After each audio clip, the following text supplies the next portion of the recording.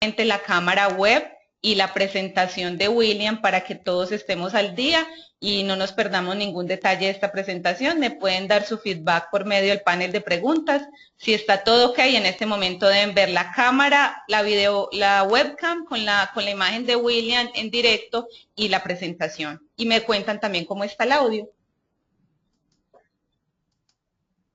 Buenos días. ¿Me ven? ¿Ven la presentación? Lida. Perfecta, William. Yo la veo perfectamente y nuestros asistentes también y te vemos bien en la cámara web. Ok. Muy buenos días para todos, tardes para alguno. La idea de este webinar es ponernos al tanto de lo que ha pasado con el control de acceso, porque hay muchas cosas que se hablan y no se dicen, ¿sí? No se dicen públicamente porque son propias de cada fabricante en algunos casos. En otros casos se asume que las personas conocen y desafortunadamente en nuestro mercado, cuando las personas empiezan a trabajar, no se capacitan y cometen errores.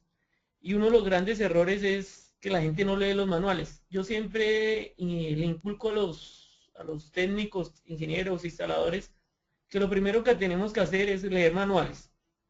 ¿Por qué es tan importante esto? Porque en el manual nos informan cómo la forma correcta de hacer la instalación, tanto de hardware como de software. En muchos lugares, los problemas que se presentan son por malas instalaciones. Eso ya lo he visto por experiencia propia. Entonces, algo que yo les invito es, independiente del sistema que vayan a instalar, lean los manuales. Siempre estar pendiente de lo que dicen los manuales porque ahí nos quitamos problemas futuros. Hoy vamos a hablar del tema de control de acceso.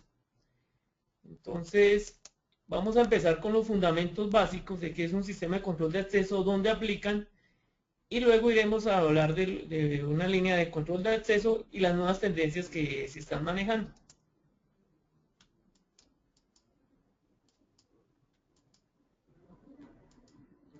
¿Qué es un sistema de control de acceso?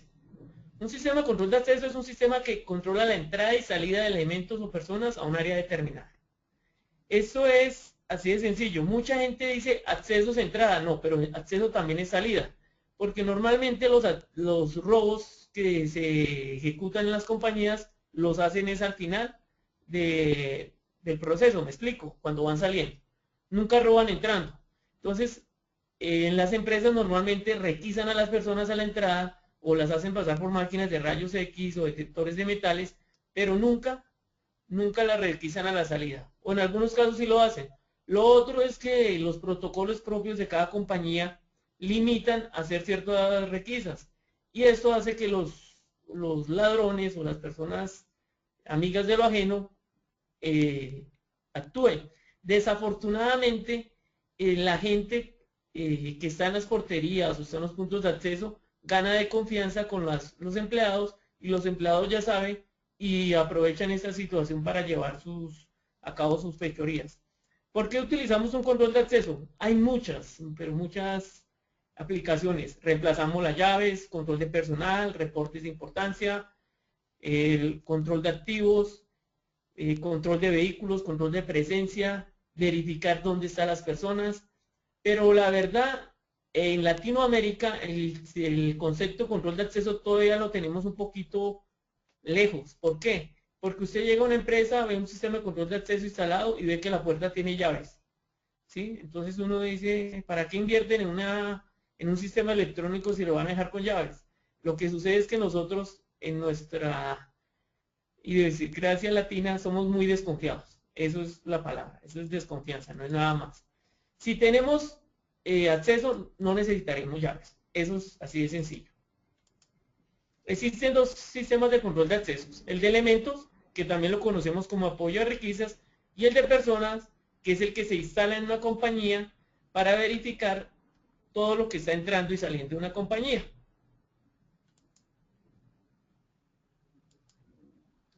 Los sistemas de control de acceso a elementos o apoyo a requisas son los conocidos detectores de metales, detectores de narcóticos, explosivos, los sistemas BEA, que son los famosos que se instalan en los almacenes de cadena, vigilancia electrónica de artículos. Estos son los sistemas que trabajan con un pin que se le coloca a la prenda una antena y en algunos casos un software para determinar cuando la persona saca un producto que no ha cancelado o no ha sido desactivado el PIN, y si se activa el PIN es porque no ha sido desactivado y genera una alarma. En algunos casos los sistemas VEA los asocian con los sistemas de control de acceso de personas, y entonces algunos activos de la compañía les colocan tags o etiquetas para asociarlos con una persona o para asociarlos con un área, de tal forma que no vayan a sacar ese equipo si no va acompañado o si sale del área determinada. Hay otro sistema que de pronto en nuestro medio no es muy conocido, que es la famosa silla voz. La silla voz es un sistema que se utiliza en cárceles para las requisas. Las requisas de las personas, en Latinoamérica somos muy dados que las requisas se hacían de forma manual. Aquí en nuestro país, hablo de Colombia, en Colombia hay un tema de derechos humanos cuando se le hacen las requisas a las personas que van a las cárceles, y se decidió, empezaron a implementar estos sistemas en la gran mayoría de cárceles. ¿Para qué? Para evitar estas requisas manuales, y de esta forma, a través de una requisa electrónica, lo hacen de una forma muy sencilla y muy rápida. ¿En qué consiste? Es muy básico. Lo sientan a la persona, no sé si lo ven en la gráfica, hay un modelo sentado, y le examinan sus cavidades del cuerpo. En este caso, examinan las cavidades en la parte inferior, donde podemos ver, examinan en este caso a un señor el ano. En algunos otros casos existen también para examinar la boca, porque por la boca la gente entra tarjetas PIN, cuchillas, botellas, elementos cortopunzantes.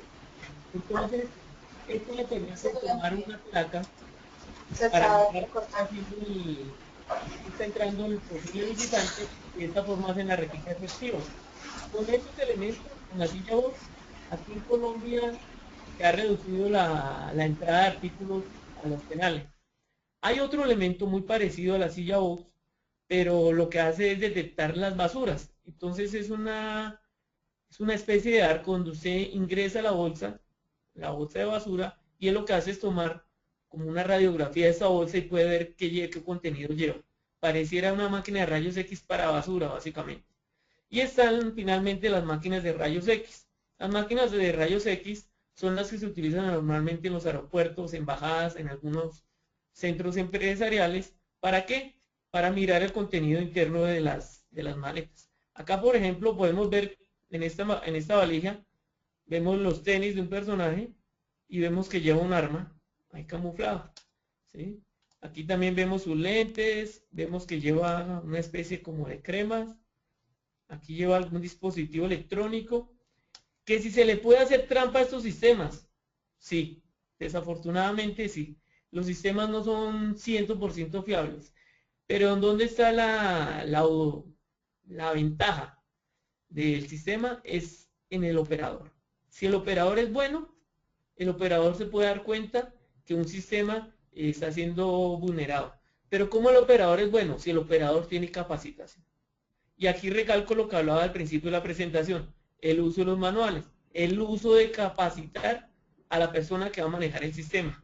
No es necesario que la persona esté capacitada en todas las funciones de mantenimiento, de instalación, no, sino de operación. Cuando es un operador, básicamente es explicarle cómo opera el sistema y qué hay que tener en cuenta para que su funcionamiento sea el óptimo.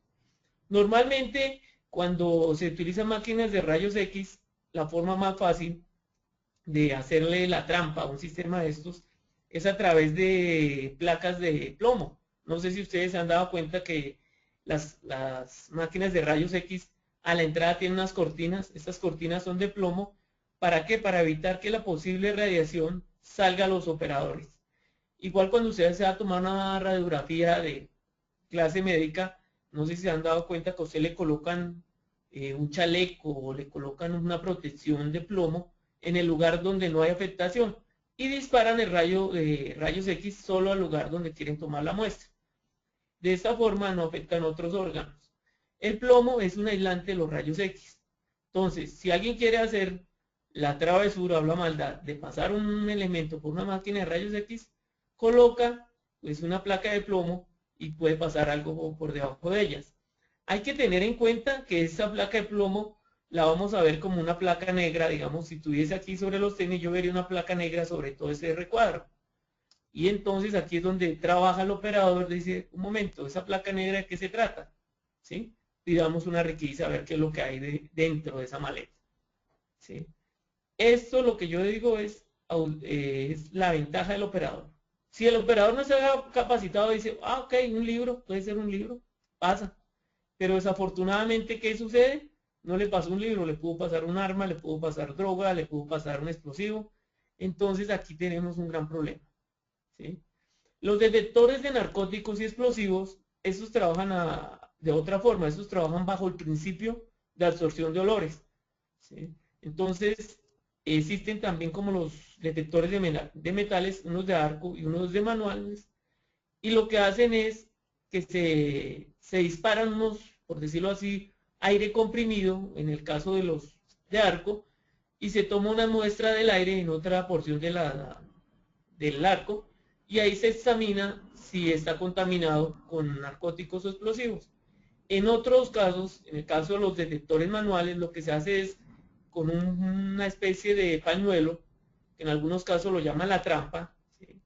Con este se pasa sobre las maletas o sobre el vehículo o sobre los lugares que uno quiera explorar, y luego este pañuelo lo coloca uno en una especie de aspiradora y él revisa, hace una absorción de los posibles elementos que pueda tener este pañuelo. ¿Dónde vienen los errores típicos de esta aplicación? Es cuando utilizan ese pañuelo por bastante tiempo en diferentes revisiones. Me explico. Un pañuelo de estos, el promedio son 10 revisiones, 15 revisiones, según el fabricante. No pasan de 20. Pero desafortunadamente, en nuestro medio, cogen el pañuelo desde las 6 de la mañana hasta las 6 de la tarde y han pasado por lo menos 100, 200 maletas y pueden haber algunos elementos contaminados y siempre dar falla. ¿Sí? Esto es por ahorrarse. Entonces, aquí es donde empieza a fallar el sistema. Un sistema que es bueno, pero puede empezar a fallar por una mala manipulación. El sistema de control de acceso personal está constituido el normal. Siempre tenemos un panel controlador, unos lectores y unas tarjetas. De pronto algunos de ustedes van a decir, las tarjetas ya no se utilizan porque están los sistemas biométricos. Es cierto. El sistema biométrico hoy en día ha crecido bastante, ¿sí? Para reemplazar las tarjetas. ¿Por qué? Porque yo las tarjetas se las puedo pasar a otro compañero y él puede entrar o salir de un área determinada. ¿Qué pasa con los sistemas biométricos? Yo a otra persona no le puedo dar mi característica biométrica, mi huella, mi cara, mi mano, ¿sí? Mi iris. Pero ¿qué sucede con los sistemas biométricos? Los sistemas biométricos son muy buenos, no puedo decir que no, porque como hablábamos anteriormente, no son de uso, son de uso personal y no son transferibles. Pero el problema de un sistema biométrico es que sus tiempos de lectura son demorados con respecto a una tarjeta. Entonces, si vamos a colocar un sistema biométrico en un lugar donde el flujo de personal sea alto, el sistema va a tender a generar colas. Y ustedes saben que la gente se va a empezar a desesperar y va a empezar a ponerle molestia al sistema, y lo que hacen es que desplazan el sistema y dicen, no, ese sistema no funciona, y finalmente terminan quitando. ¿Dónde yo recomiendo un sistema biométrico? Lo recomiendo en lugares donde el flujo de personal sea poco. Me explico, una bóveda, un cuarto de control, un centro de tecnología, donde el flujo de personal sea poco y no sea continuo. De esta forma, el sistema no tiene el problema de demorarse 1 o 2 segundos en leer una característica biométrica, y sabemos que la persona que van a entrar ahí son personas previamente autorizadas y con un concepto bastante alto de seguridad, que no les va a molestar si se demoró un momento leer más la huella o no. Porque desafortunadamente cuando lo colocamos para el grueso de todas las personas de la oficina o de la empresa, se molestan. Hay unas personas que de pronto, con el caso de la huella, en un lugar donde hay operarios, llegan con las manos grasosas. Entonces, el primero llega con el dedo grasoso y engrasó el lector. Entonces no le lee y empieza a quejarse, a limpiar el dedo, luego coloca, limpian el lector, le funciona, pero el lector queda a medio sucio, llega la otra persona, lo termina de ensuciar y ahí empieza todo el problema de congestión. Yo no es que esté en contra de la biometría, sino que la biometría es buena siempre y cuando sea bien aplicada. Un sistema de control de acceso normalmente funciona de dos formas. Los paneles controladores vienen con par de lectores, me explico. Usted encuentra un panel controlador para 2 lectores, 4 lectores, 6 lectores, 8 lectores, 16 lectores, los que hay en el mercado. ¿Cuál es la ventaja o la desventaja de tener la cantidad de lectores? Que si yo tengo, por ejemplo, un panel de controlador con 2 lectores y tengo el funcionamiento como vemos acá, lector de entrada y lector de salida, no voy a tener el problema de que si se daña solamente una puerta. Pero si lo tengo de esta forma, que es lo que normalmente mucha gente aprovecha y dice, no, tengo 2 lectores, puedo tener 2 puertas, ¿sí?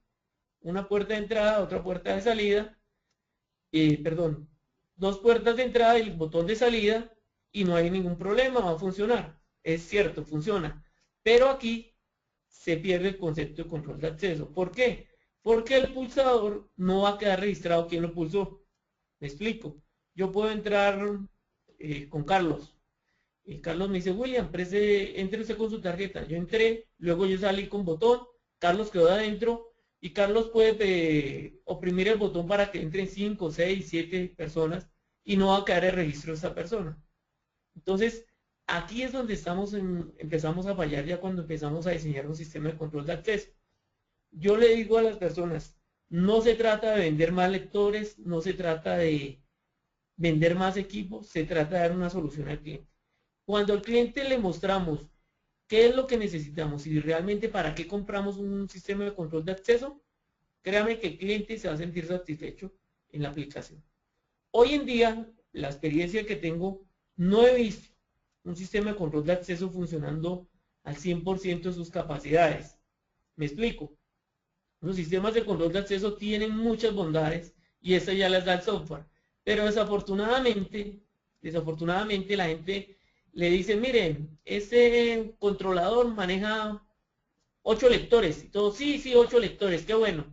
Y lo instalan en una puerta que tiene para 2 lectores. ¿Falló? No utilizan nosotros 6 lectores, ¿sí? Entonces, ahí ya va. Finalmente vemos que compraron el control de acceso ¿para qué? Para abrir puertas, ¿sí? Entonces, si van a abrir puertas con un sistema que pueda darle más bondades, hombre, ahí sí yo digo, ¿de qué es en el control de acceso antiguo que es la llave? Denle a las personas una llave ¿cuánto cuesta? 50 centavos de dólar, ¿sí? La carguen en su llavero y abren las puertas que uno requiera.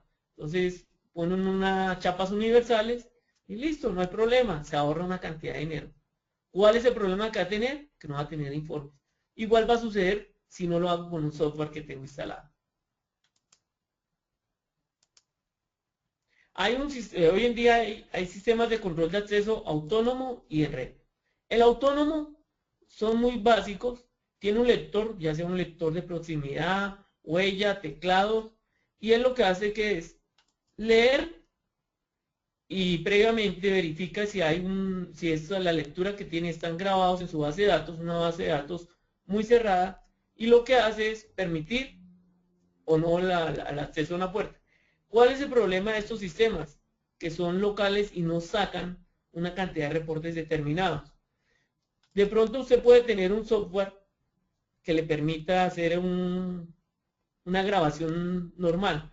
Aquí, como se dan cuenta, yo siempre coloco el botón de salida, pero lo bloqueo. ¿Por qué? Porque el botón de salida ya me pierde la característica de tener un control de acceso. Por eso siempre recomiendo tener teclado o lector de entrada y teclado o lector de salida. Siempre lector y lector de entrada y salida. Con esta forma podemos controlar. En algunos casos de los sistemas de control de acceso autónomos tienen un software muy básico que les permite que hacer una programación inicial, sacar de pronto, crearle unos horarios, algo muy sencillo.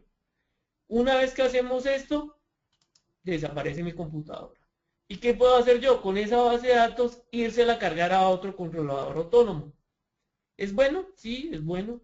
¿Es económico? Sí, pero entonces cuando yo quiera manejar funciones de red del controlador o del sistema, que son las funciones de ActivePath para la ubicación de personas, no lo voy a poder hacer. ¿Por qué? Porque el sistema es autónomo y no me está reportando a un sistema general. Las conexiones típicas de un panel de control de acceso, ¿cuáles son? Vamos a ver un controlador típico. O sea, cuando digo típico es un controlador que se encuentra en la industria, lo pueden tener X fabricantes, la gran mayoría de fabricantes siempre tienen los mismos conectores de entrada, de salida, ¿sí? No le vemos algo adicional al uno o al otro. ¿Qué tenemos en un panel controlador? Normalmente está la tarjeta principal. La tarjeta principal tiene conexión a fuente, a CODC. Las fuentes normalmente son externas. Algunos traen en el mismo gabinete la tarjeta de fuente y su batería cargadora. Pero si el sistema ha sido bien diseñado, yo lo único que requiero es una fuente. Y la fuente va conectada a una UPS, que la UPS es solo diseñada para sistemas de seguridad. No tengo necesidad de estar conectándola a baterías. Entonces aquí ya me ahorro el gasto de baterías. ¿Listo? Tengo también,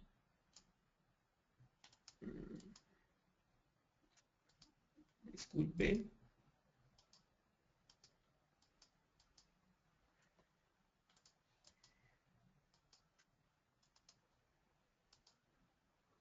tengo también conexión a los lectores.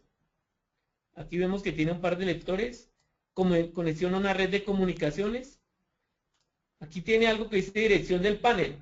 En este caso, por pronto ustedes pueden ver, son algunos de switch anteriormente y hoy en día algunos fabricantes lo tienen, que son para determinar velocidades, dirección física del equipo.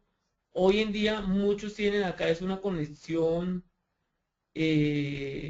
para seleccionar el tipo, si es RS485, 232 o si es por TCP/IP, y ese va relacionado con la conexión de comunicaciones. Entonces, dependiendo el tipo de comunicación que yo maneje, va a tener un conector diferente. También tengo los contactos de salida, normalmente abierto, normalmente cerrado. En algunos casos estos no son contactos de relé, sino son colector abierto para manejar señales. Algo que yo recomiendo es que estos contactos de relé normalmente manejan muy poca corriente. Entonces lo que recomiendo es que aquí con esto manejemos un contacto más pequeño, de menos corriente, y acá ese contacto sí tenga la capacidad de manejar algo de más potencia. ¿Por qué? Voy a hacer una explicación muy sencilla.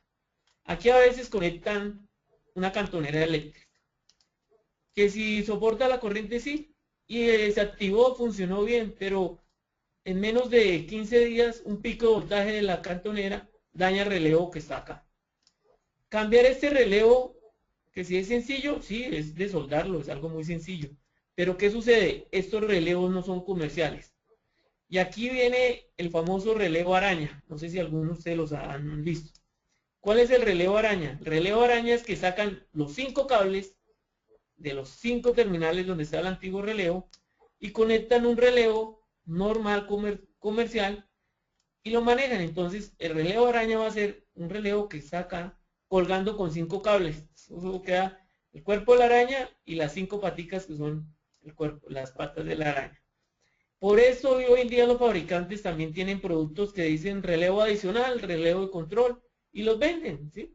Ellos se dieron cuenta de este error que estaban cometiendo sus clientes y lo que hacen ahora es venderles relevos o relevos adicionales. ¿Funciona? Funciona.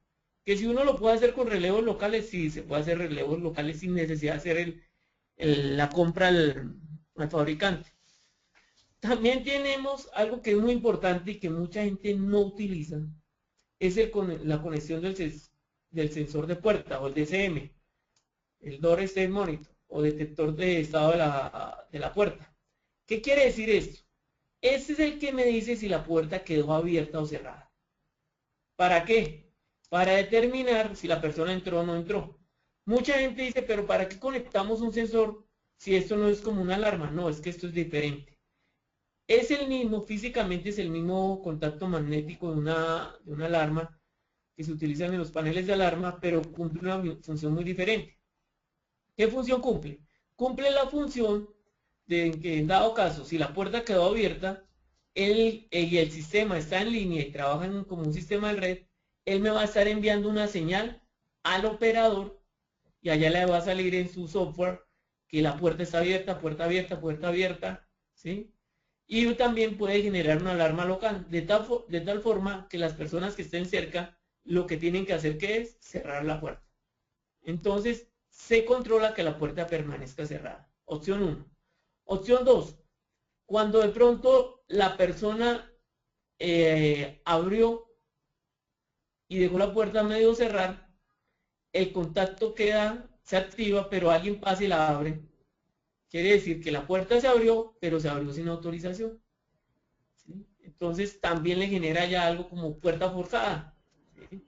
Esto indica cómo es el estado de puerta. Es muy importante cuando vamos a trabajar con estos sistemas. Otra aplicación y la más importante es el manejo de antipata. Si por ejemplo yo voy con Carlos, yo estoy solo y voy a abrir la puerta, paso mi tarjeta por el lector, el sistema detecta que William pasó la tarjeta, pero que William no abrió la puerta porque Carlos preciso me llamó William, ven, me voy con Carlos pero no abrí la puerta. Cuando regrese otra vez a esa puerta, el sistema ha detectado que yo no abrí la puerta porque el contacto magnético no le envió la señal de la que la puerta fue abierta. Sí, se pasó una tarjeta autorizada, se autorizó la apertura, pero en ningún momento la puerta se abrió. Entonces esto me permite que yo pueda abrir la puerta sin ningún problema. En algunos casos, la gran mayoría, ustedes pueden encontrar que aquí en esta parte usted encuentra un cortocircuito. Y al operador siempre cuando usted hace mantenimiento dice, no, ahí me sale puerta forzada, puerta abierta. Sí, le va a salir. ¿Por qué? Porque el sistema está reportando situaciones, a veces cuando abrieron una puerta, cuando no la abrieron. Y esto se da debido a que este conector está bloqueado. ¿Listo? También tenemos la conexión del pulsador de salida, que siempre se tiene. En algunos casos, yo recomiendo esta conexión de pulsador a salida, conectarla para casos de manejos de emergencia. ¿Sí? ¿Por qué? Porque este es el que yo puedo programar a través del software que cuando se dé una señal acá en este contacto, me permita liberar las salidas. Aquí no lo tengo graficado, pero otro elemento muy importante que traen los gabinetes es el tamper de apertura del gabinete, que también se cablea a uno de los conectores de esta tarjeta.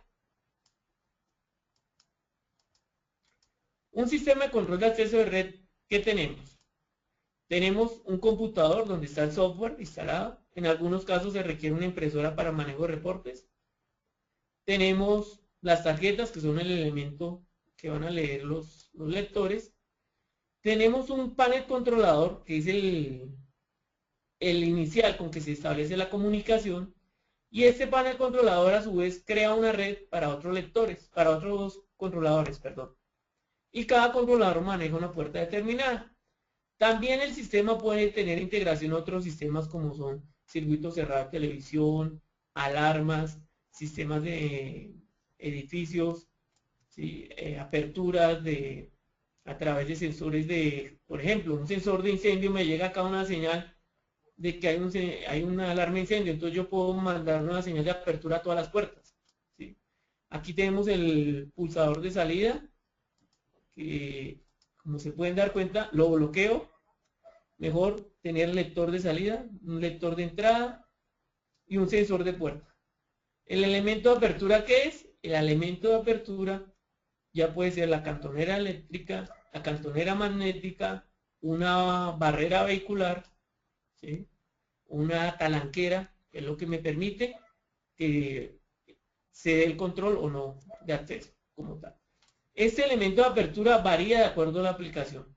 ¿Sí?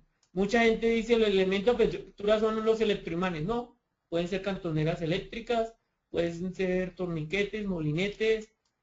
Aquí lo que hacemos es que a través del controlador le damos una señal de energía o no energía a través del contacto magnético, y él lo que hace es switchar energía o quitar energía. ¿Para qué? Para liberar o desbloquear una puerta. Los protocolos de comunicación que se utilizan en un control de acceso en red son varios. Vamos a verlo aquí con este ejemplo. Vamos a suponer que tenemos un servidor donde está el software de control de acceso y tenemos en este caso varios paneles controladores, que son estos amarillos, como se pueden dar cuenta, y vamos a ver qué sistemas de comunicación se pueden manejar entre el software, el servidor y cada panel controlador. Hay varios, entonces vamos a explicar cada uno de ellos. El primero, y este es el más antiguo, es el famoso 232. Entonces, ¿qué consistía este? Este se conectaba el controlador a través del puerto 232 a un panel de conexión, ¿sí? 232. Y después del panel, aquí yo podía tener algo que se llamaba un sharing de comunicaciones. Entonces yo podía tener puertos de comunicaciones compartidos, pero eso sí, sin exceder la distancia de los 15 metros permitidos por la norma 232. ¿Qué se van a preguntar ustedes? No, pero es que yo he instalado 232 con 100 metros. Yo también lo he hecho, ¿sí? A 80, 100, 120. Pero eso no es lo que recomienda la norma, ¿sí? La norma, cuando nosotros instalamos un sistema, tenemos que ver la clase de cable que vamos a utilizar y el protocolo que vamos a utilizar, ¿sí? ¿Por qué? Porque si yo no utilizo el cable adecuado, de acuerdo al protocolo, no me va a cumplir con los requerimientos. Entonces aquí inicialmente tenemos, como les decía, un 232.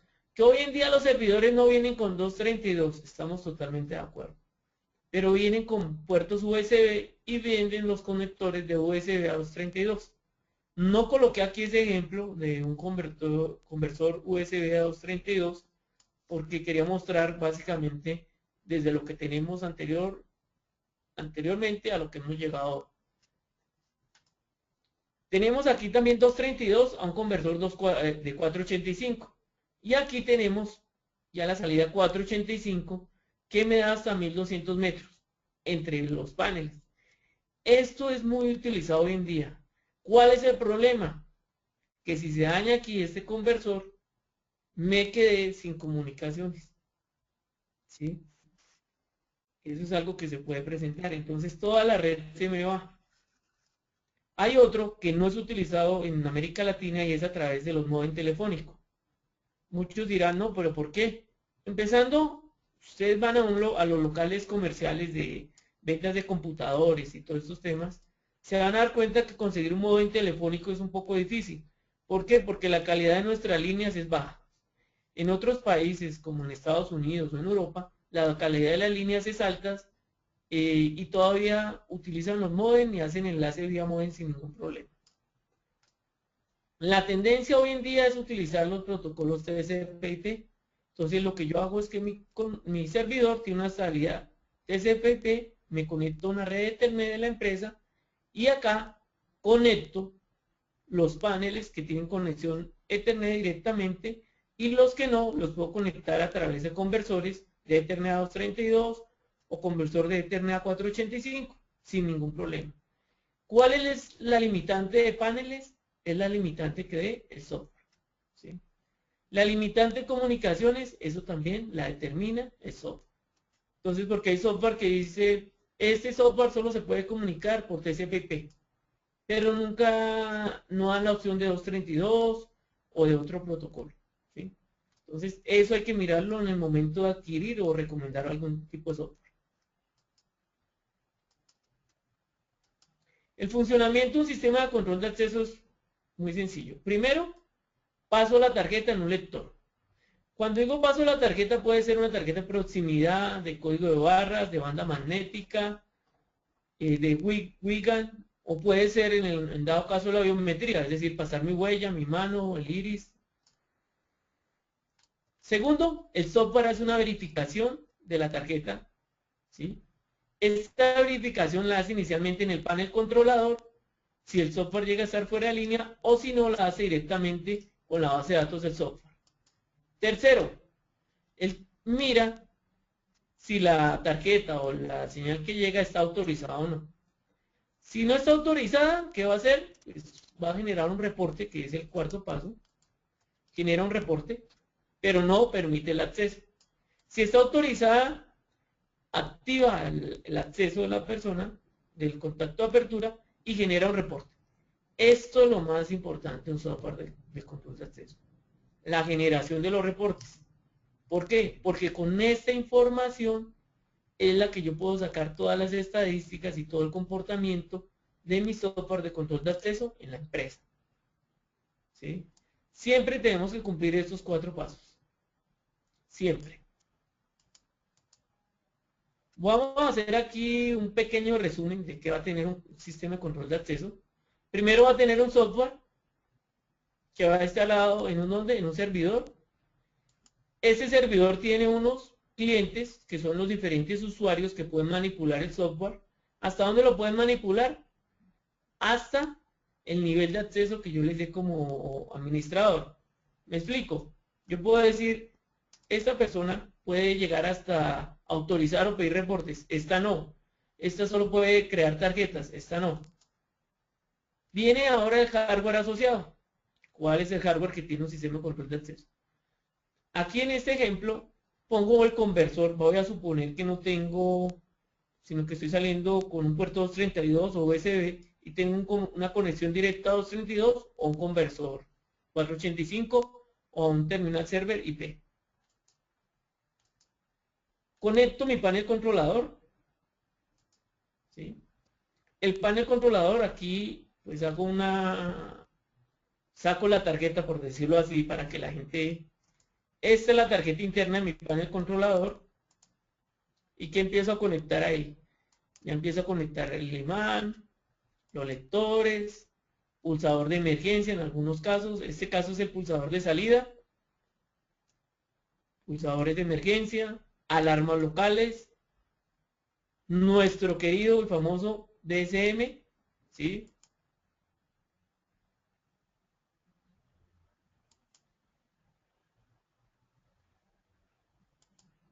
La conexión de todos esos a la tarjeta controladora. Y aquí lo que tenemos ya es una red de controladores. Entonces, si se pueden dar cuenta, aquí vamos con una red de controladores, que esto va a estar replicado en otras puertas. ¿Sí? ¿Hasta cuántas puertas? Hasta lo que me permite el software.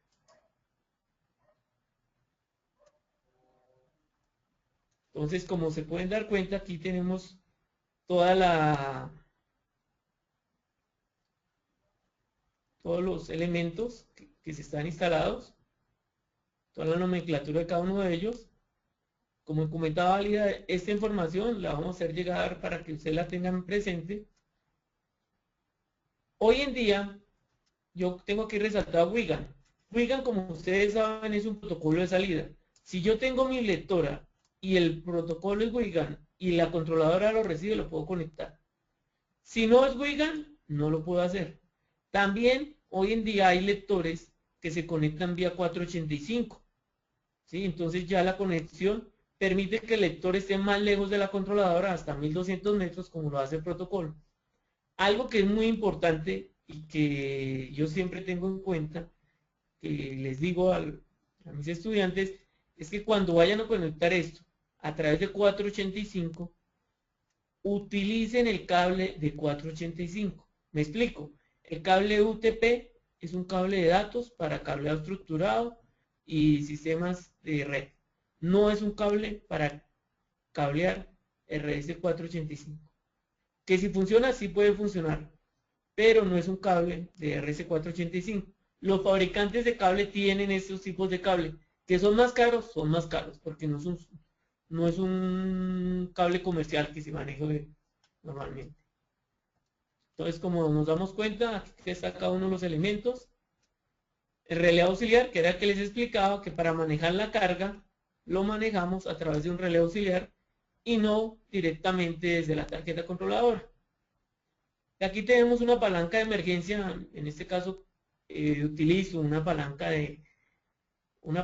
o un sensor de incendio para activar en caso de emergencia. Entonces, si se dan cuenta, esto es lo que estás conectado aquí al relé auxiliar y lo que él va a hacer es trabajar como un pulso auxiliar de la controladora. Entonces, si el sistema se llega a caer por algún motivo y no me permite abrir y es un caso de emergencia, yo lo que hago es desde acá activo y lo que hago es quitarle la energía, en este caso al electroimán, y puedo ingresar. ¿Qué más me complementa un sistema de control de acceso? Ya hablamos del software y del hardware. Hay unos elementos que son no hardware. ¿Qué quiere decir no hardware? No hardware es los elementos que se manejan desde el software. Es donde creamos los controladores, las puertas, las áreas, los eventos. ¿Sí? Todos estos eventos que vemos acá son las opciones que me da el software. Privilegios de acceso, usuarios, diseños de credenciales, mapas, integración con otros sistemas. Todo esto no es hardware, pero sí es software en un momento determinado que viene el enlace del software para que influya sobre el hardware. Las nuevas tendencias que estamos manejando en control de acceso se ven en diferentes líneas. Se ven en los software de control de acceso, en los paneles controladores y en las lectoras. Vamos a hacer una explicación de este sistema.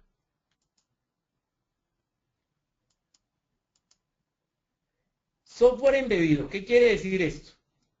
Hoy en día grandes fabricantes lo que hacen es que le venden a usted un servidor de accesos embebido con el software. Entonces, aquí ya tengo todo mi software. No tengo que comprar un hardware, no tengo que comprar una computadora, un servidor, sino lo que hacen es venderme un equipo, ¿sí?, donde ya está instalado el software y lo único que tengo que hacer es conectar los controladores. La parte trasera de este equipo, por ejemplo, va a tener el switch. Entonces aquí ya conecto todo a través de IP. No me voy a complicar de conectarlo con conversores. Entonces, estos sistemas vienen con su software. Y lo que hago para administrarlos es a través de plataforma web. El software está aquí embebido. Lo único que hago es, como cliente, apunto a la dirección IP de quién, de este señor, y él me permite acceder al software dependiendo los niveles de acceso que yo tenga y puedo autorizar todo lo que yo requiera. Otro tema que ha venido hoy en día son los famosos controladores IP. ¿Qué quiere decir controladores IP? Como aquí vemos, es un controlador muy pequeño, esto no es más grande que una caja 10x10.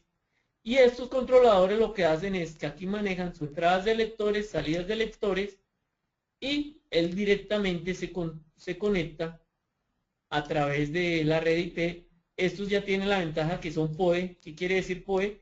Que reciben alimentación a través de los switches PoE, que es una alimentación sobre Ethernet, y sin ningún problema me ahorro cableado hasta el punto, y lo que va a tener es una conexión de este tipo.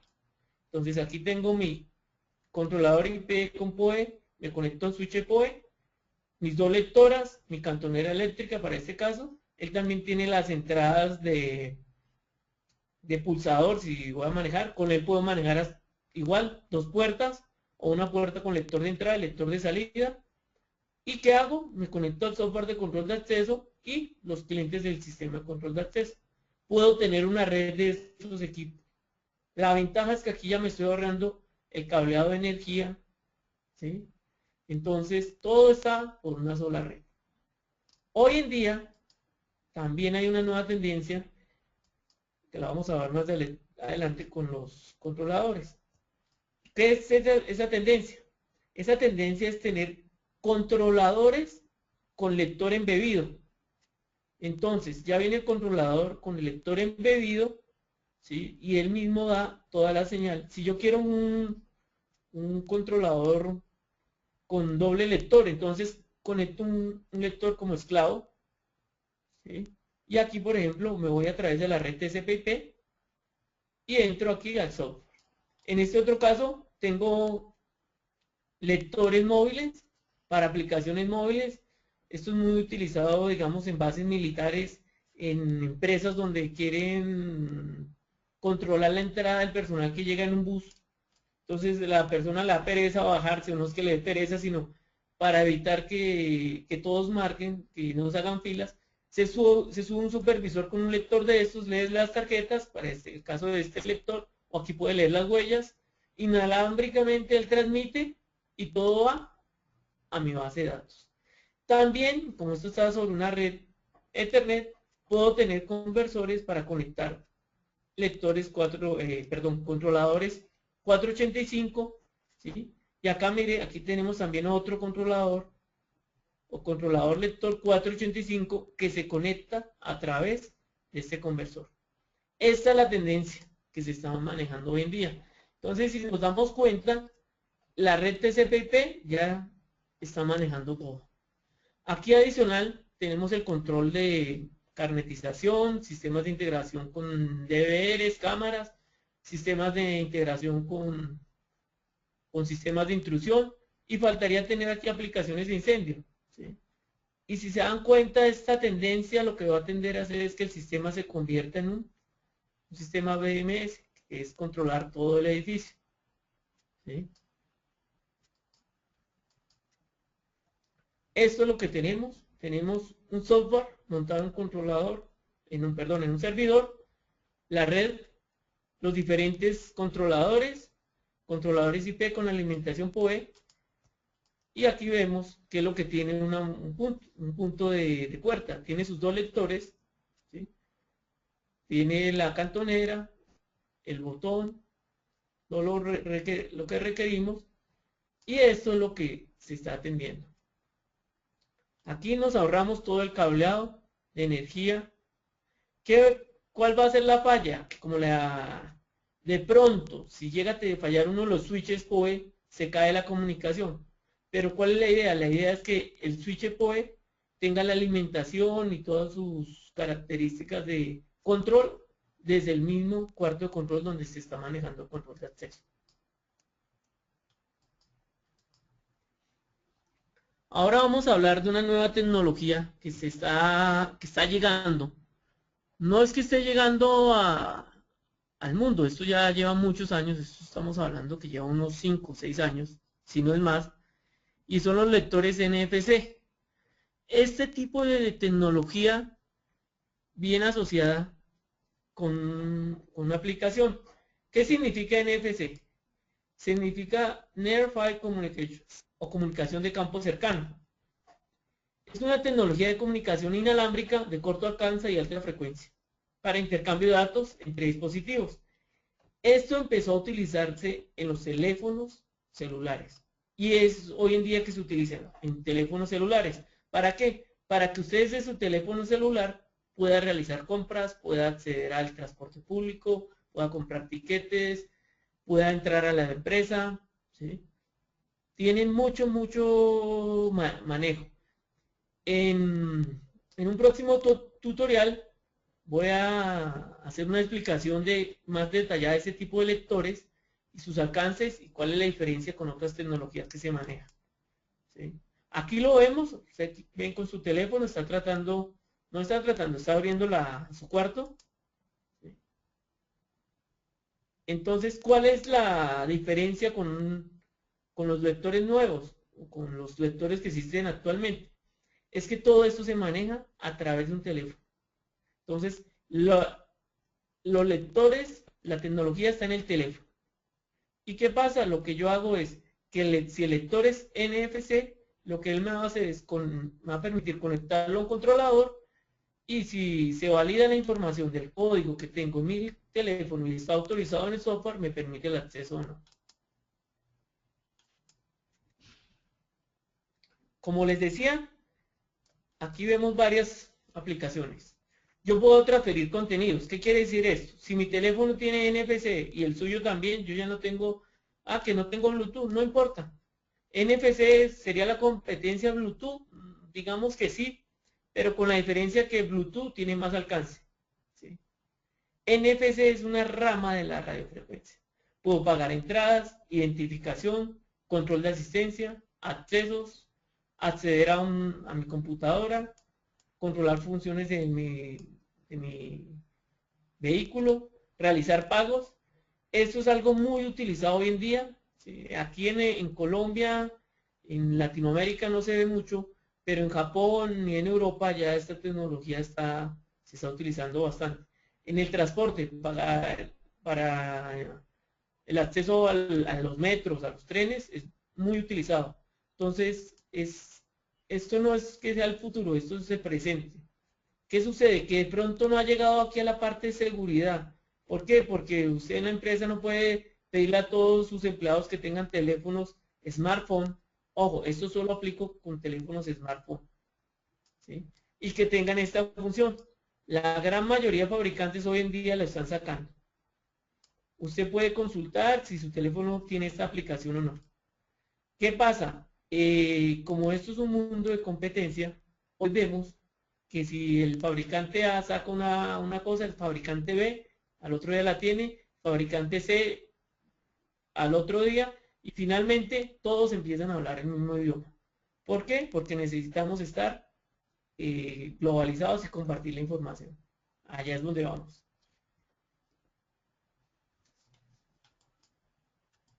No voy a empezar el ciclo de preguntas, entonces si tienen alguna pregunta, por favor, podemos Ya, contestarla. ya William, ellos, nuestros asistentes han estado muy activos. Vamos entonces a ir resolviendo las inquietudes más o menos en el orden en que nos han ido llegando. Y William, ya te empecé a asignar algunas preguntas. Tú me confirmas, por favor, si las estás recibiendo. La primera pregunta es de Laura Figueroa.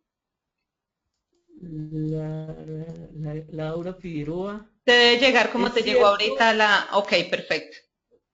es cierto que cubrir con los aluminios los paquetes en una maleta no son detectados por el control de rayos X. Falso. Se va a detectar que viene algo metálico, ¿sí? Se va a detectar que es algo metálico.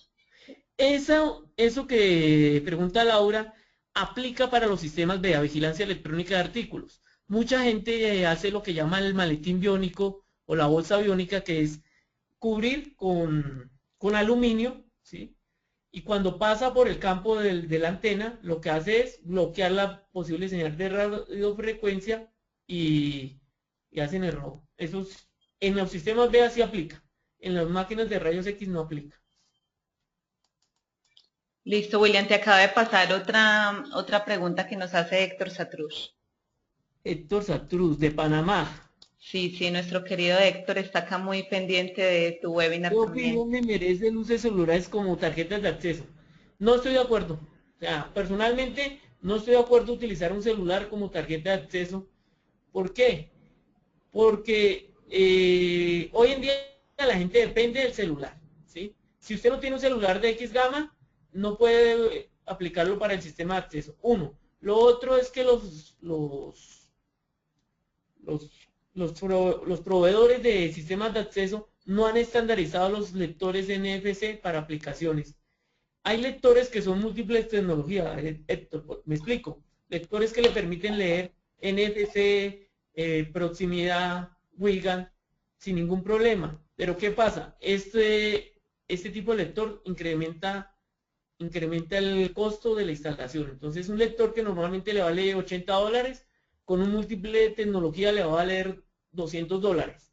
¿Y qué sucede? Tener teléfonos para el acceso, el problema del NFC, ¿cuál es? No es que no funcione, el NFC tiene muy corto alcance. Entonces, la máxima distancia que maneja NFC son 10 centímetros. Entonces, si yo estoy en una empresa donde tengo acceso vehicular y tengo antenas de acceso vehicular, hombre, no va a leer mi teléfono, me tocaría sacar la mano por allá, sacarla, mostrar el teléfono y va a ser complicado. No, personalmente no lo recomiendo. William, te acaba de pasar otra de José Boto. ¿Con PoE se puede alimentar cerraduras eléctricas? Sí y no. Sí, si lo que hacemos, José, es lo siguiente. Yo con el sistema PoE llego al controlador, como les mostré en ese caso. El controlador lo que me va a entregar es un contacto de normalmente cerrado, normalmente abierto. Con ese contacto yo controlo otro releo que tiene una fuente de alimentación externa, ¿sí? Y con eso sí manejo toda la carga. Entonces, el PoE no lo utilizo para controlar el sistema de cantonera eléctrica. ¿Por qué? Porque si tengo una cantonera, el consumo de la cantonera va a ser alto y me puede dañar el sistema, pues, el switch, si no tiene el determinado potencia, pero no se maneja de esa forma. Te pasé otra pregunta de Fernando Alayón. Un Fernando Alayón, de Colombia, ¿cierto, Fernando? Si no estoy mal. Un teléfono Bueno, que no es humano puede tener una SIM card NFC o tarjetas CDNFC. Sí. Hoy en día le venden a usted una SIM card con la aplicación NFC. Pero el teléfono, el teléfono sí tiene que ser smartphone. El teléfono tiene que ser smartphone. No puede ser un teléfono convencional sencillo. Tiene que ser smartphone. ¿Por qué? Porque el smartphone es el que trae el hardware para que funcione. ¿Sí? hay otra pregunta ¿Tiene? de Miguel Rafael Velázquez. ¿Cuál es la principal diferencia entre los controladores de sistema de control de acceso y los paneles de control de sistema de alarmas? Es grande, es grande. Un control de acceso, con un control de acceso lo que yo hago es verificar quién entra y quién sale. Puedo al control de acceso asociarle tarjetas de entrada de alarma y salida de alarma. Pero ¿cuál va a ser el problema? Un sistema de alarma siempre tiene la ventaja o tiene la diferencia que los sistemas, las tarjetas de alarma, me hacen monitoreo a través de una central de alarma. Entonces ellas tienen comunicación telefónica, IP, vía radio o celular para comunicarse con una central, la cual está recibiendo las señales de alarma. Un panel de control de acceso, si está en línea y entra una señal de alarma, por ejemplo, de un sensor que yo le conecté a una de las entradas, lo va a ver el operador. Pero el operador es el que decide si toma o no la acción. Si de pronto el sistema es basado en red, pero no está un operador en línea, el problema que voy a tener es que se generó la alarma, nadie la vio, y cuando vuelva a activarse el sistema, ahí van a aparecer, se activó el sensor de movimiento del piso quinto.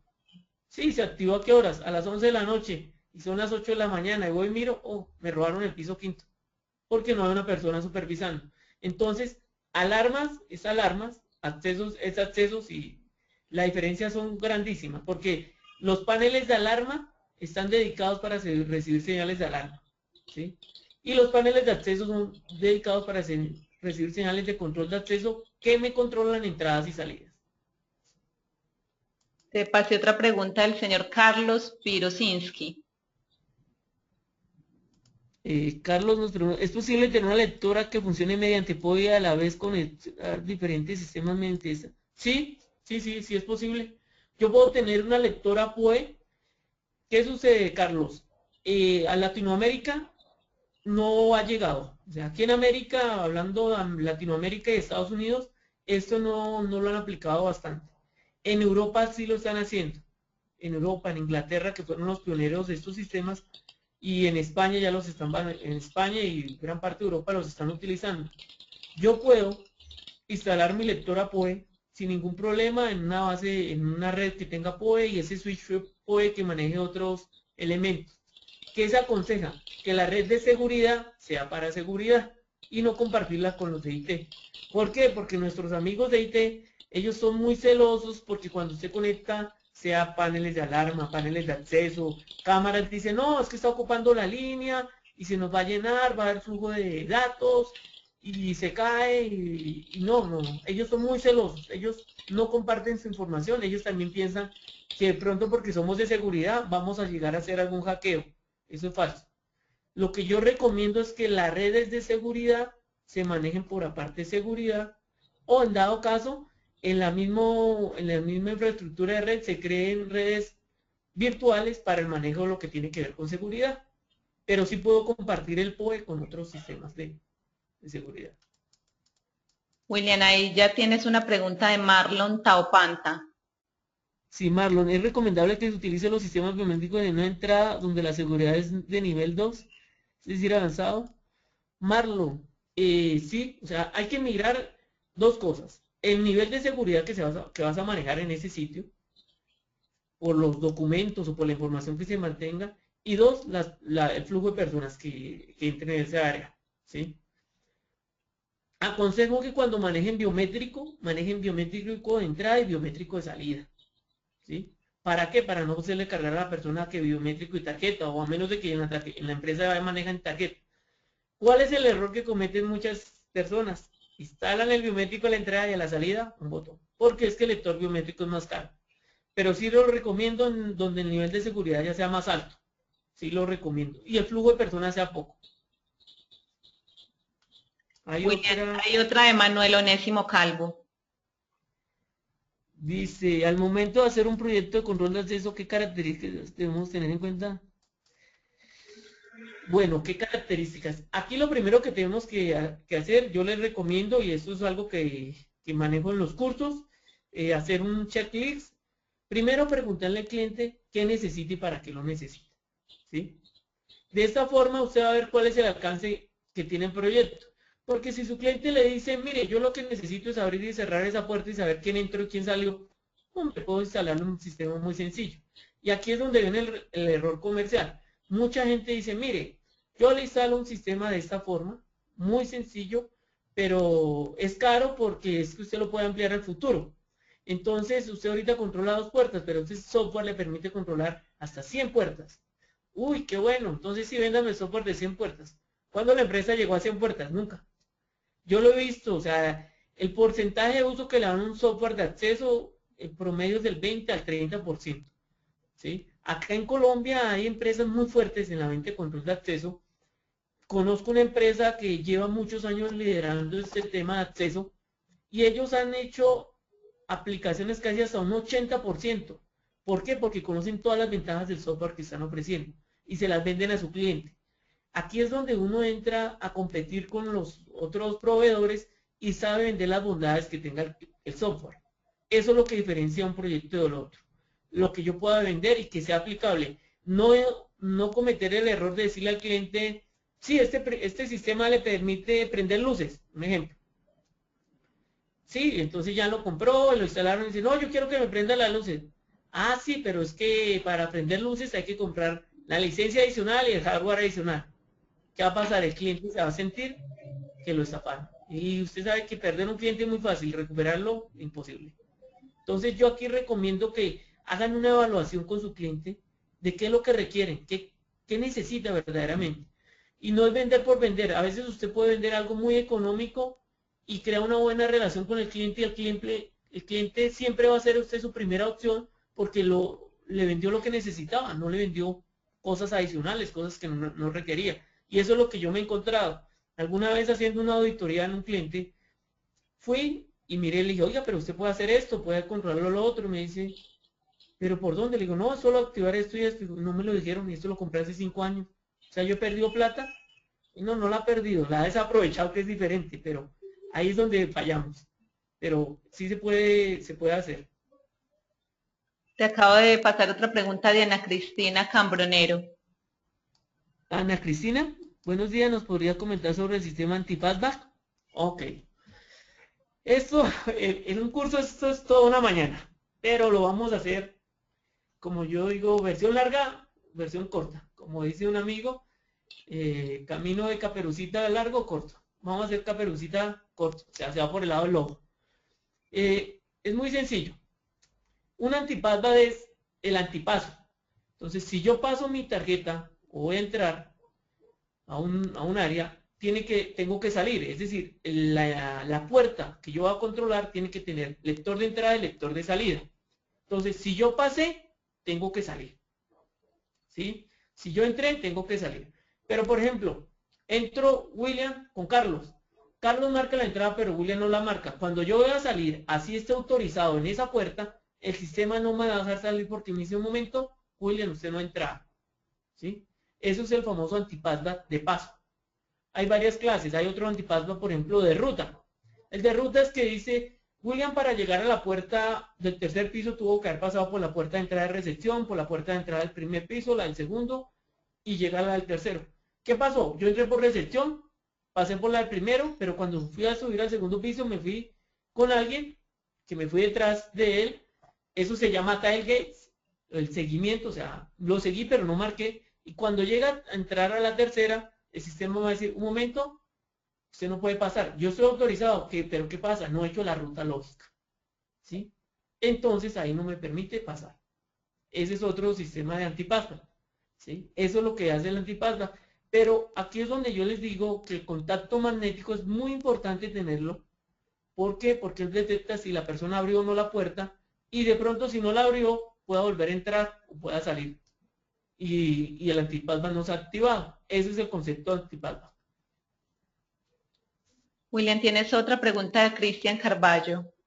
Cristian, la programación como esclusas son muy útiles en control de acceso. Una puerta no se abre hasta que el correcto, otra se cierre. ¿Qué opinión merece? Es cierto, el control de acceso lo permite hacer, es bueno y es necesario. Y es una característica que tiene mucho software, pero la gente no lo sabe manejar. Uno puede hacer esta característica de esclusa con un controlador, o aquí es donde yo les digo que se asocian los controladores. Entonces un controlador maneja una puerta, otro controlador maneja otra puerta, y yo puedo que uno le hable al otro, por decirlo así, ¿sí? Entonces aquí es donde un controlador autónomo queda muerto. Y aquí es donde los controladores de red trabajan compartiendo la información. Que si es muy útil, sí. Funciona, sí. Lo recomiendo, sí, siempre y cuando la aplicación lo requiera. ¿Dónde se requiere esto? Esto se requiere normalmente en cuartos de conteo de dinero, en entrada a bóvedas. ¿Qué otros sitios? Sitios, aquí lo hicimos aquí no, sino en Ecuador lo hicimos en un laboratorio médico, donde el paso era de zonas limpias, entonces hasta que usted no pasara por un lado, no podía pasar por el otro y tenía que ducharse, entonces saliendo de la ducha tenía un control de acceso. Entonces, cuando uno entraba a la zona limpia a trabajar, tenía que ducharse, pasar, pero no lo daba pasar si usted no había pasado por la ducha. La ducha tenía un control de acceso, entonces la entrada y salida de la ducha era con control de acceso. Algo curioso, pero funcionaba. ¿Qué Te pregunta? pasé de una de Gabriel Héctor Sosa. Gabriel Sosa. ¿Qué se recomienda en un control general para 500 personas biométrica o proximidad? Bueno, buena pregunta. 500 personas. La empresa, ¿a qué horas entran esas 500 personas? ¿Todos entran al mismo tiempo? Me explico. La entrada es a las 8 de la mañana y van a abrir la puerta a las 8 de la mañana. ¿Todos van a entrar a esa por el lector biométrico? Si todos van a entrar por el lector biométrico, no le aconsejo. ¿Por qué? Porque se genera problema en las colas. Entonces, el que llegó a las 8, entró a las 8 y cuarto y dice, no, es que yo entré tarde porque es que había mucha gente marcando. Normalmente, los sistemas biométricos, como lo indiqué, son para sitios donde haya poco flujo de personas y sea restringido. Entonces, sean menos personas. 500 personas es demasiado. Si esas 500 personas no van a entrar todos en los mismos lapsos de horarios, válido. Pero si van a tener unos horarios concurrentes, no lo aconsejo. Yo aconsejaría más la proximidad. ¿Dónde se está utilizando hoy en día la biometría? Bastante. Es en el control del personal, que es una cosa muy diferente a control de acceso. El control de personal es verificar si la persona llegó o no llegó. Y eso se utiliza bastante en control de personal. Te pasé otra pregunta de José Antonio Barradas. Esa es nuestra penúltima pregunta, perdóname William, respondemos esa pregunta. Una más que ya está planteada, no planteen más preguntas en este momento porque no las vamos a alcanzar a responder, pero ya les paso los datos de William para que puedan dirigir sus preguntas vía email a él. Ok, dice, ¿cuáles son las preguntas que nos debemos hacer para la selección de las tarjetas de control de acceso correcta a sistemas ya existentes? Bueno, de pronto, lo primero que tenemos, si llegamos a una empresa que tiene un sistema de control de acceso ya instalado, debemos preguntar qué tipo de tarjeta utilizan o qué tecnología. ¿Me explico? Ah, utilizo Wigan, sí, pero utilizo tarjetas de proximidad. ¿Proximidad qué formato? El formato de salida, si es Wigan 26 bits, Wigan 36 bits, 35 bits, o 232 o 485. Lo que yo aconsejo es que pidan una tarjeta de muestra, la lean en su empresa y con esto miran qué se tiene. Cuando ya ustedes ven que las tarjetas son compatibles con lo que ustedes pueden ustedes ofrecer un hardware compatible. ¿Qué pasa? Pueden también preguntar qué tipo de hardware tienen instalado. Me explico. qué controladores, qué fabricante, qué software. Y si es así, ustedes ven la opción de poder comprar, poder suministrar esas mismas marcas e integrarlas al sistema. No es difícil, solo es de leer, de verificar con los manuales de los software de los fabricantes y les colaboran. Hoy en día, para Latinoamérica, nosotros somos un cliente muy potencial para los grandes fabricantes y ellos nos dan soporte. Igual, de pronto, no sé, como ya los comentó, yo trabajé en soporte, yo le daba soporte a 12 países y algo que le gustaba a la gente era que ya no tenían que llamar y que le hablaran en otro idioma, sino divinamente se le habla en el idioma, se le pregunta lo que uno requiera sin problema, ¿sí? El concepto de las empresas hoy en día es lleguemos a dar una solución sin problemas y demos soporte, que el soporte es lo que vende una solución. Entonces, ¿qué tienes que preguntar primero? ¿Qué tecnología utilizan? ¿Qué tipos de tarjetas? ¿Qué controladores? ¿Qué software? Ya con eso, si tienes esa información, mira si la puedes manejar, si eres proveedor de estas marcas, o buscar con quién puedas trabajar en compañía para dar una solución. Y ¿Listo? ahí tienes la última pregunta que nos hace José. José, ¿lo que opina de los dispositivos de reconocimiento facial? Bueno, reconocimiento facial, ¿qué te dijera? Los he visto funcionar, no me convencen, porque hay de dos clases. Hay unos de reconocimiento facial que hacen a nivel de una fotografía, entonces toman tu fotografía y lo que hacen es compararla con una foto previa ya almacenada, y el otro es que uno que toma las medidas de tu cara y toma una dimensión 3D de tu cara. Estos son más costosos. Son más costosos, hablamos, vamos a poner un ejemplo. Si un reconocimiento facial de estilo fotografía te cuesta $100, el otro te puede costar $1000. Estoy haciendo un símil, de pronto no son los precios que se manejan en el mercado. Pero ¿qué sucede? El reconocimiento facial ya va para áreas de alta tecnología, de alta tecnología no, sino de alta seguridad, diría yo, porque ¿qué le podemos cambiar a una persona? ¿Sí? La cara, el rostro es muy difícil que eso lo utilicen. ¿Qué sucede? Aquí es donde el mercadeo entra a actuar. No, que el reconocimiento facial es lo último y que va a funcionar. Pero la verdad, eso es otro tipo de biometría que le falta, no se ha estandarizado bastante como el de huella, ¿sí? El de lo que es reconocimiento facial, iris, retina y otro que se llama vascular, que es el manejo de flujo de la sangre. No son sistemas que hayan sido desarrollados 100%. Me explico. De pronto sí funcionan, pero no con unos parámetros muy bajos. Entonces pueden llegarse a duplicar. Entonces, yo estoy pendiente y mi amigo el que trae del Oriente ciertos sistemas de reconocimiento facial, que hacer la prueba con un cartel. Entonces, que capture mi fotografía y luego pongo mi fotografía en un cartel y se la coloco al frente. Se lo dije y él me dijo, William, lo hacemos. Eso me lo dijo hace como un año. Y siempre que me lo encuentro, le digo, ¿cuándo vamos a hacer la prueba? Dijo, lo hacemos. Y un día sí me dijo, mire, William, lo que pasa es que usted de pronto falla y que vamos a hablar del sistema, que no funciona. Entonces, es porque tiene sus desventajas. Entonces, yo personalmente no lo he visto funcionar 100%. O sea, no he visto funcionar un sistema de reconocimiento facial. No sé qué tiempos de lectura maneje y no sé qué algoritmos de información maneje para la captura de la imagen. Ahí es donde uno tiene que tener en cuenta. Personalmente no lo recomiendo porque no los he utilizado. Recomiendo más otro tipo de tecnología biométrica como la huella o como la mano. ¿Alguna otra Bueno, pregunta? William, no, ya, mira, ya estamos pues como justo con el tiempo que habíamos programado. Les Sí. agradecemos a todos su asistencia, a William, esta excelente presentación. Ya se les compartió a todos los asistentes pues tu correo electrónico para que te hagan llegar las dudas que quedaron por resolver. Les repito que la presentación y la grabación se les hará llegar vía correo electrónico la próxima semana y posteriormente lo pueden encontrar publicado en el sitio web en la sección de webinars.